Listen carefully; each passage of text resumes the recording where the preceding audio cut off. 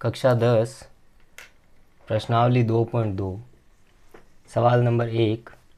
निम्न द्विघात बहुपदों के शून्यंक ज्ञात कीजिए और शून्यंकों तथा गुणांकों के बीच के संबंध की सत्यता की जांच कीजिए।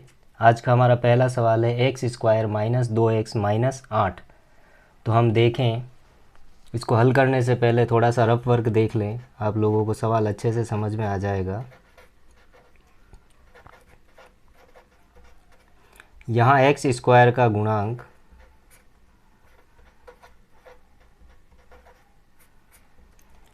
जिसे हम a कहेंगे, उसका मान हो जाएगा हमारे पास 1। दूसरा देखें हम x का गुणांक, x का गुणांक जिसे हम b कहेंगे और जिसका मान हमारे पास है -2। और तीसरा है हमारे पास अचर पद यानी कि सामान्य संख्या जिसका मान है हमारे पास -8। गुणनखंड करने के लिए हमें जो प्रोसेस लगानी है हम उसकी बात करें तो हम देखें, अचर पद को हम c कह दें। सबसे पहले हम करेंगे a गुणा c, अर्थात 1 गुणा -8 जिसका मान हमारे पास होगा -8। फिर हमें जो b दिया गया x का गुणांक, उसके हम 2 टुकड़े करें, एक को b1 कहें, दूसरे को b2 कहें। हमें कंडीशन ध्यान रखनी है कि b1 गुणा b2 करने पर हमारे पास ac का जो मान है वो आ जाना चाहिए, और b1 में प्लस या माइनस करने पर b2 को हमारे पास मान आ जाना चाहिए पुनः b का। हम इस सवाल को देखें तो हमारे पास b का मान है -2।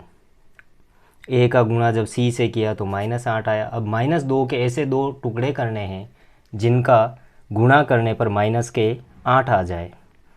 तो हम कर सकते हैं, हम लिखेंगे b1 की वैल्यू -4, b2 की वैल्यू +2। जब इनका गुणा करेंगे तो हमारे पास माइनस का 8 आ जाएगा। और दूसरी कंडीशन जो बताई थी b1 प्लस माइनस b2, या तो प्लस करें या माइनस करें, तो जब हम इन दोनों को आपस में जोड़ते हैं तो हमारे पास b का मान अर्थात -2 आ जाता है। अब हम सवाल को हल करें। एक्स स्क्वायर, हमने b के जो 2 टुकड़े किए उनको यहाँ लिखे, -4x प्लस 2x माइनस 8। यहाँ से हम कॉमन लेंगे अर्थात x हमारा कॉमन आया, x का भाग एक्स स्क्वायर में भी जाता है और -4x में भी जाता है, तो हमारे पास बचता है x -4। यहाँ हम देखें तो प्लस का 2 हमारे पास कॉमन आ जाएगा, हमारे पास बचेगा x -4। एक गुणनखंड तो हमारा हो जाएगा x -4 और दूसरा गुणनखंड हमारा हो जाएगा x और प्लस के 2। अब हम लिखें कि हमारा जो द्विघात बहुपद दिया गया x square minus 2x minus 8 बराबर 0, तो x -4 बराबर 0 और x प्लस 2 बराबर 0। x -4 बराबर 0 तो x बराबर हो जाएगा 4, और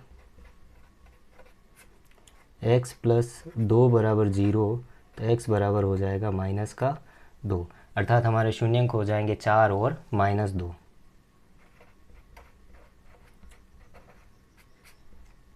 शून्यंक बराबर हो जाएगा 4 और दूसरा -2। हमें सत्यता की जांच करनी है तो हम लिखेंगे शून्यंकों का योग,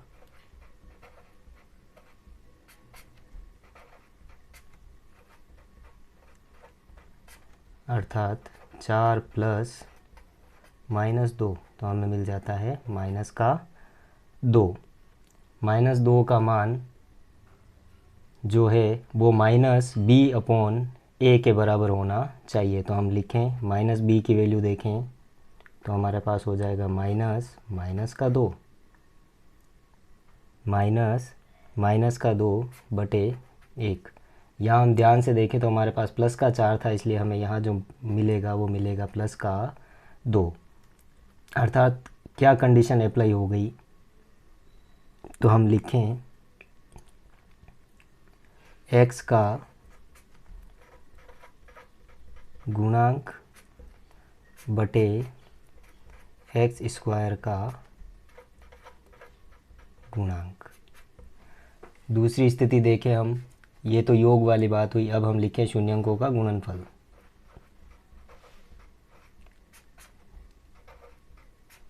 शून्यंकों का गुणनफल। तो हमारे पास शून्यंक है 4 गुणा -2, अर्थात हमें मिला -8, जो होना चाहिए हमारे c/a के बराबर। तो c की वैल्यू हमारे पास -8 और a की वैल्यू 1। इसे हम लिख सकते हैं अचर पद बटे x² का गुणांक।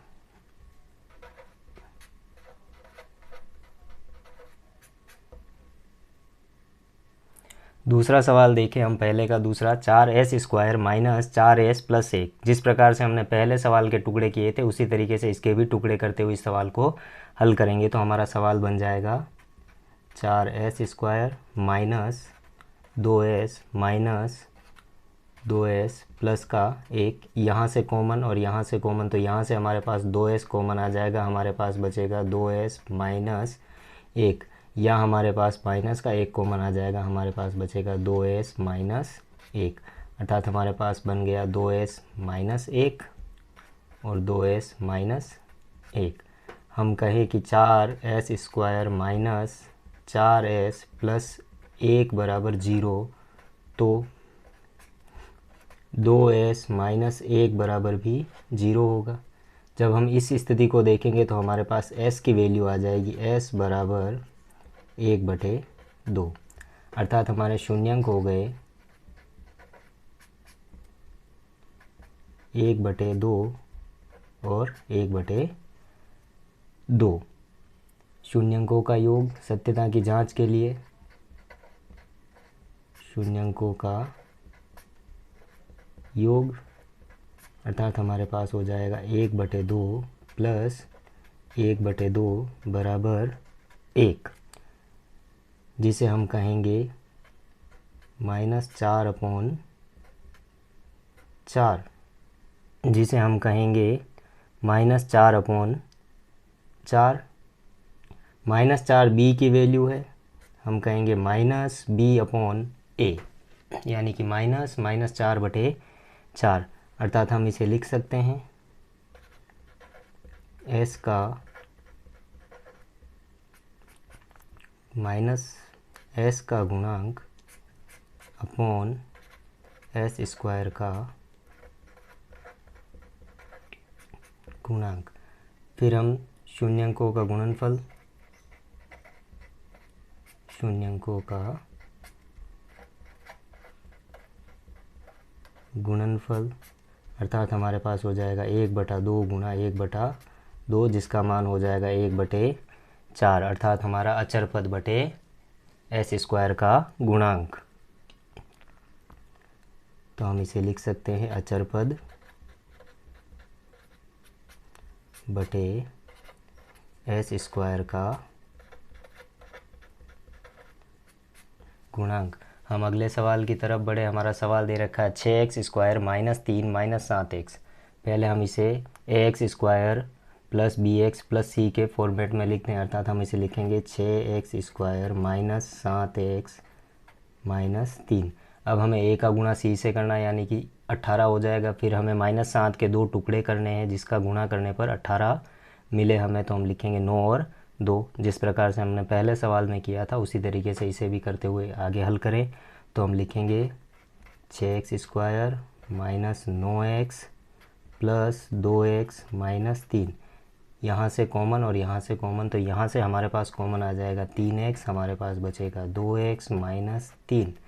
फिर हमारे पास कॉमन आएगा प्लस का 1, हमें बचेगा 2x - 3, अर्थात हमारे दो गुणनखंड हो जाएंगे 2x - 3, 3x + 1।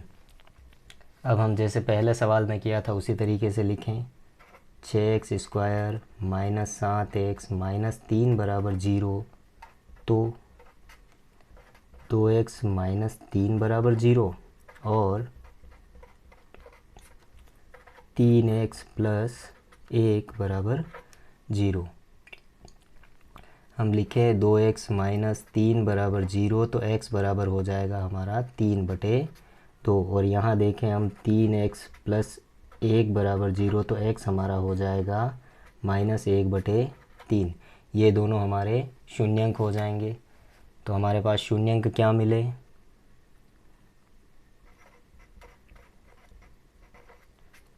शून्यंक मिले हमें 3/2 और -1/3। सत्यता की जांच के लिए शून्यंकों का योग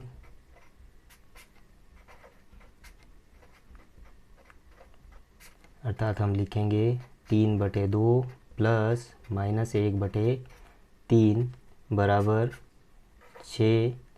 3 गुणा 3 -1 गुणा 2 अर्थात हमारा हो जाएगा 9 -2/6 अर्थात 7/6, जो हमारा मान होगा -x का गुणांक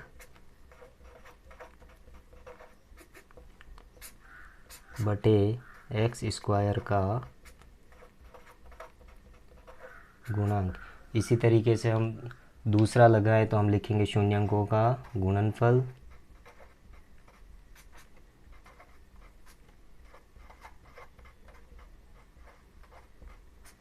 अर्थात हमारे पास हो जाएगा 3/2 गुणा -1/3 अर्थात माइनस का 1/2,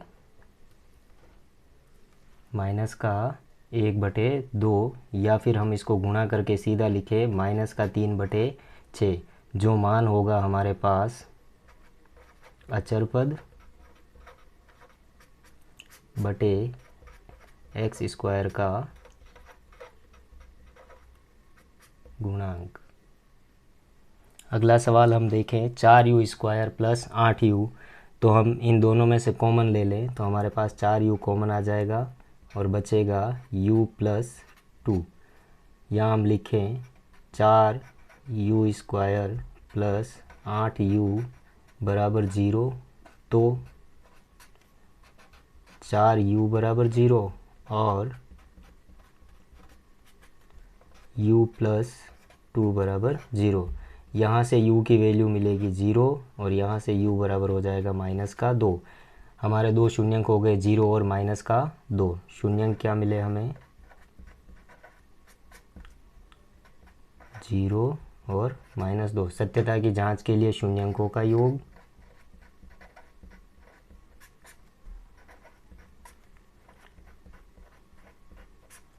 अर्थात 0 + -2 बराबर -2। हम यहाँ देखें तो इस सवाल में हमारा अचर पद नहीं दिया गया है अर्थात c का मान नहीं है, तो हम यहाँ 2 बराबर लिख सकते हैं 8/4 -8/4, क्योंकि शून्यंकों का योग होता है -b/a, तो हम लिख सकते हैं -u का गुणांक अपॉन u² का गुणांक। दूसरा देखें हम शून्यंकों का गुणनफल, शून्यंकों का गुणनफल, तो हम लिखेंगे 0 गुणा -2 जिसका मान हो जाएगा 0, क्योंकि हमारे पास अचर पद 0 है, तो हम लिखेंगे 0/4 जिसका मान 0 होगा, तो हम लिखेंगे अचर पद बटा u² का गुणांक। अगला सवाल देखें हम t² -15, तो हम इसे लिखेंगे t² -√15 का स्क्वायर। यहाँ हम देखें तो हमारे पास सर्व समीकरण लग जाएगी a² - b² जिसका मान होता है a + b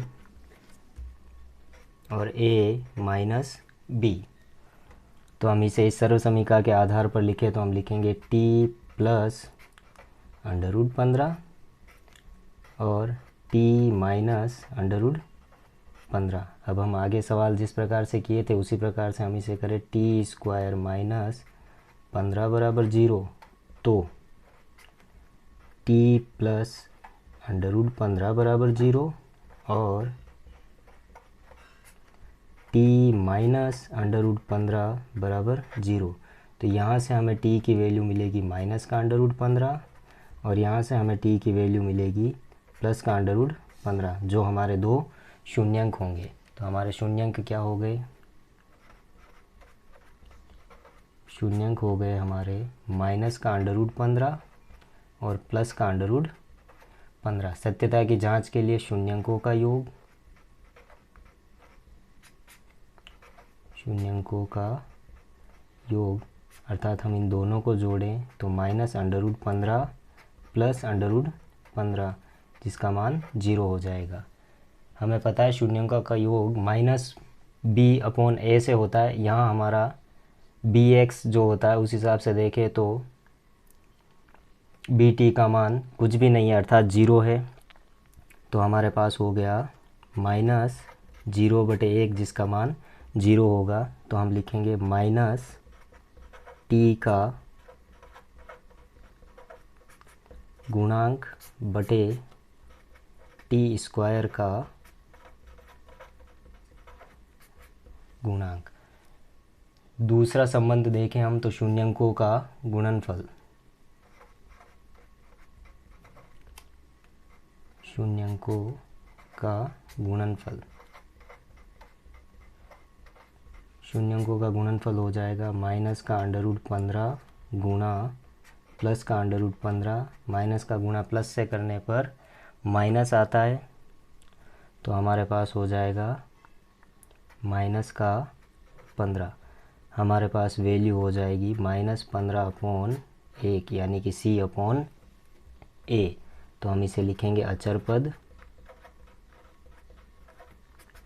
अपॉन x² का गुणांक, जहाँ x की जगह आपका t दिया हुआ है तो t² का गुणांक।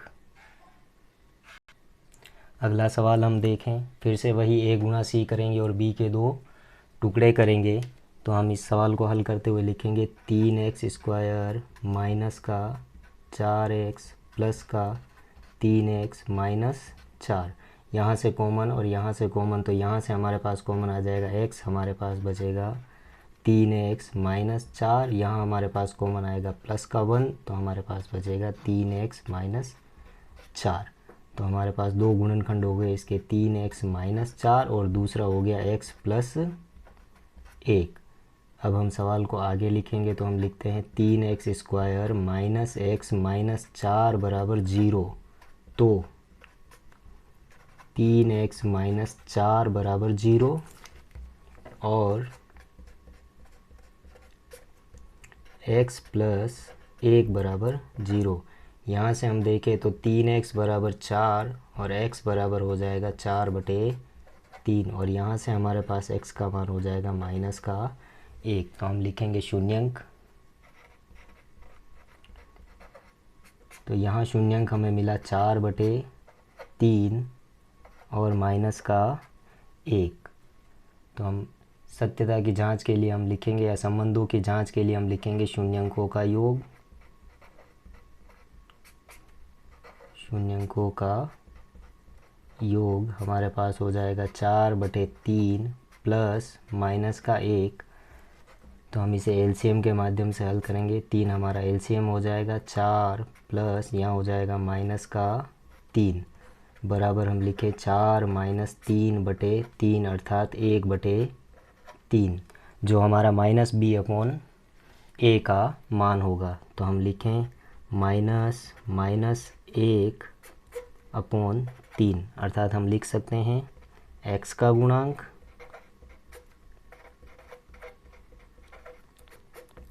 माइनस x का गुणांक बटे x² का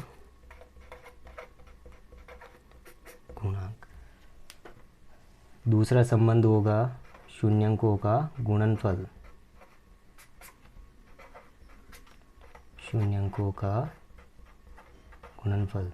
तो हमारे पास शून्यंकों का गुणनफल होगा 4/3 गुणा माइनस का 1, हमें मान मिलेगा माइनस का 4/3, जो मान हमारा c/a के बराबर होना चाहिए। तो हमारा c हो जाएगा माइनस का 4/a की वैल्यू अर्थात 3। तो हम इसे लिख सकते हैं अचर पद अपॉन एक्स स्क्वायर का गुणांक।